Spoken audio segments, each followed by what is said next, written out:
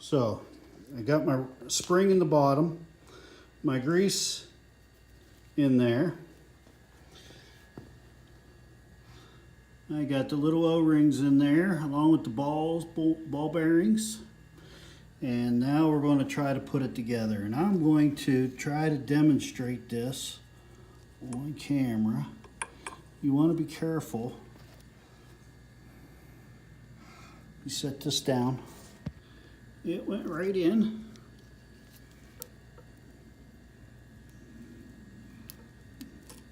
So what I'm going to do next is slide the flat washer up and the snap ring, and I'm going to mount them. I'm looking down in there to see if the snap ring's seated. It looks like it is. Next thing is to slide the boot up over it.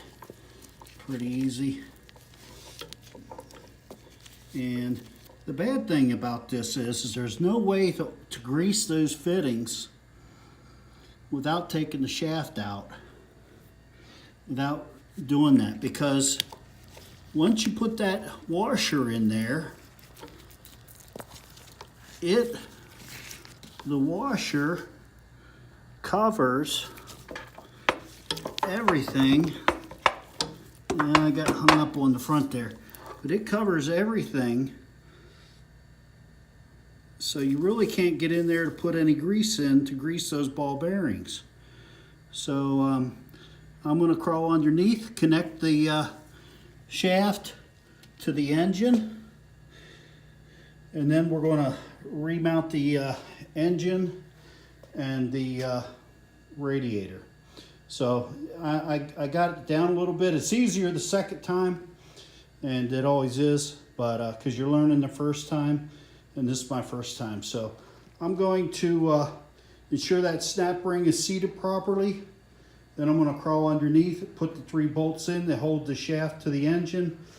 Then I'll come back and I'll connect this shaft to there, and then we'll slide the engine into place.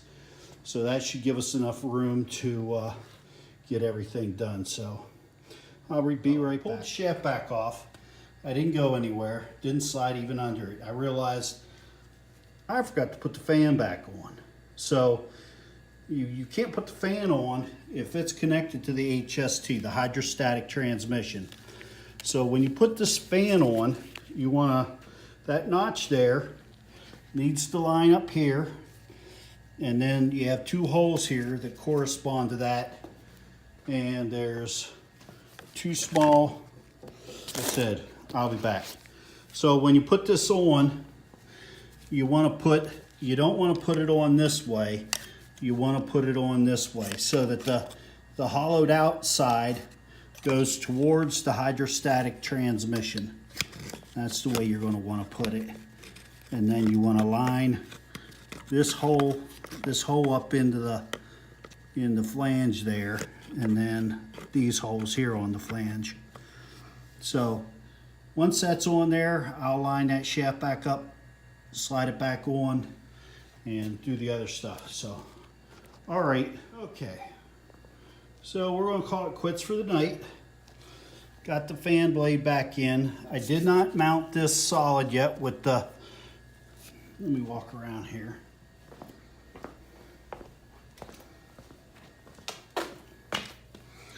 So down in there, get the treble light.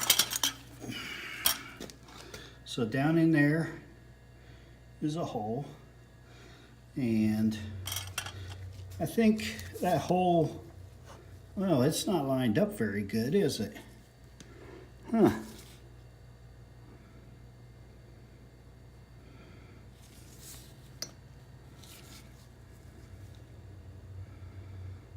That's interesting. There's no other way for that to go on. I mean, you know, the point is, you know, when I put it in, I didn't want that hole to be here. So when you, what happens in the HST, there's a cutout in the cooling fins. It's lacking cooling fins in this area. So when you bring this notch, I'm sorry, when you bring that notch to correspond with the location that has the fins missing, and they're not missing, they're left off on purpose so you can remove that bolt. And that bolt secures the this flange. Picking up, reviewing, we repacked the CV joints, replaced the HST fan, have this slot slid into place. That's not mounted. And what we got to do now is slide the engine back down into place. I'm going to crawl underneath, make sure the front part of the HST propeller shaft is in a good place, and then I'm going to move the radiator. I'm going to lower the engine, move the radiator back into its mounting holes. I'll secure the radiator with a bolt here on this top and on the other side, and then the motor will get attached at 4 points, one on each corner. The most difficult to get to is the one by the oil filter. So, all right, so I got the motor mounted. By the way, these bolts here are 13 millimeter. These bolts here are 10 millimeter. And I did end up removing this bolt and this bolt to make it easier to get under here and slide the bolt into its place. But I got the propeller shaft in, and the front part of the shaft is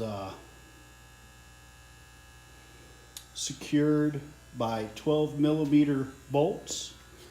And what I used to hold the shaft while I torqued it was this pair of slip joint pliers, and I put it on the back coupler.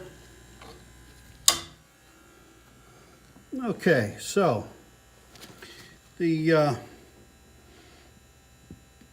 bolt that I purchased to replace this bolt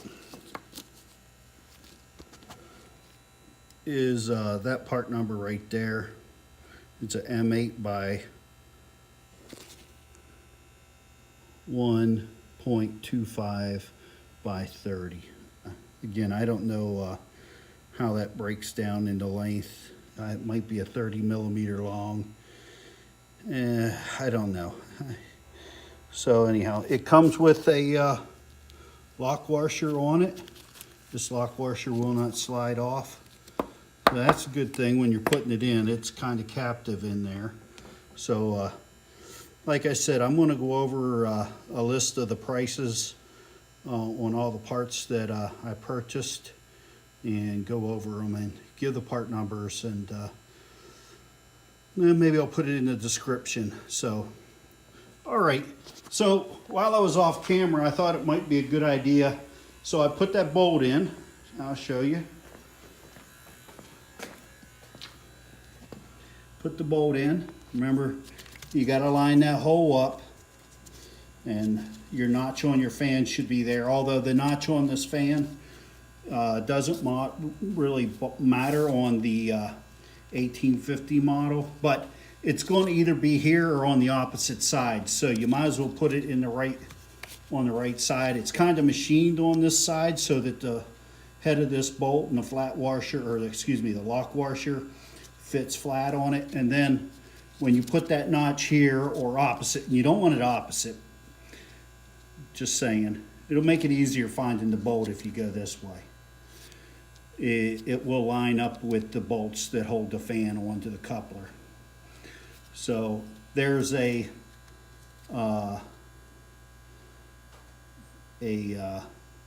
concaved area on the shaft where this bolt is going to be. And so I don't know if you can see it on the camera. I can't see it. It might show up in the video.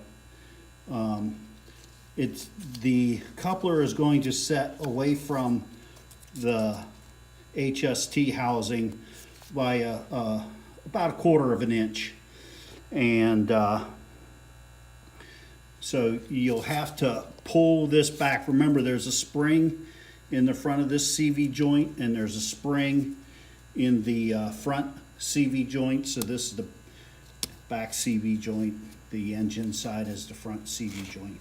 There's a spring in there that allows this thing to push back and forth as it's being turned.